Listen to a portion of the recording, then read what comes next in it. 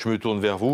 Christophe Jacubizine, ce matin, vous avez décidé de mettre en garde les socialistes. Pourquoi? Parce que je pense, Christophe, que les socialistes ont mangé leur pain blanc. Le plus dur est à venir pour au moins deux raisons. La première, c'est que les hostilités vont commencer. Les débats du premier tour avaient frappé par leur courtoisie, leur fair-play. Au second, ça va forcément se dégrader. D'abord parce que on choisit peut-être dimanche prochain le prochain président de la République. En tout cas, celui qui sera élu dimanche soir a des sérieuses chances de vaincre Nicolas Sarkozy. L'enjeu est de taille. Et ni Hollande ni Aubry ne laisseront passer leur chance. Ensuite, deuxième raison pour que ça se dégrade, François Hollande et Martine Aubry ne s'apprécient guère. Pourquoi le cacher? Ils se détestent presque, deux caractères opposés, et puis deux secrétaires généraux du Parti socialiste, la deuxième, Martine Aubry, n'ayant eu de cesse de critiquer le bilan de son prédécesseur. Hier soir, d'ailleurs, sur les réseaux sociaux, les aubryistes se lâchaient. Ils ont trouvé un surnom, un nom de code pour désigner leur adversaire François Hollande, le cumular mou.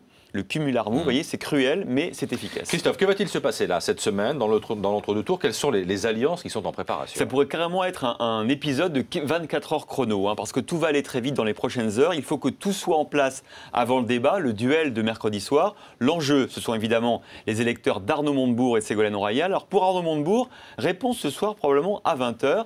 Va-t-il donner une consigne de vote? Tout dépendra sans doute de ce que lui offrent les deux candidats. Soit l'un des deux reprend une partie de ses propositions sur la taxation des importations, sur la mise sous tutelle des banques ou encore sur le cumul des mandats. Et l'alliance peut paraître crédible aux yeux des électeurs. Soit Arnaud Montebourg laisse libre ses électeurs et négocie avec le vainqueur du second tour, quel qu'il soit. De toute façon, il est devenu incontournable au Parti socialiste et il peut peut-être, sans doute même, être la caution de gauche du candidat, quel qu'il soit. Bon, et côté Ségolène Royal? D'abord, une image forte, celle d'hier soir, une candidate qui craque. Alors effectivement, on l'a vu ce matin sur BFM TV, Ségolène Royal. En pleurs, peut-on l'entendre?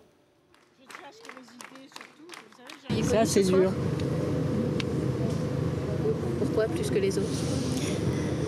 Parce que c'est beaucoup de choses données et beaucoup de déceptions pour tous ceux qui m'ont soutenu. C'est très dur. Ça tiendra toujours. Bravo! Merci Ségolène. Parce que je suis forte.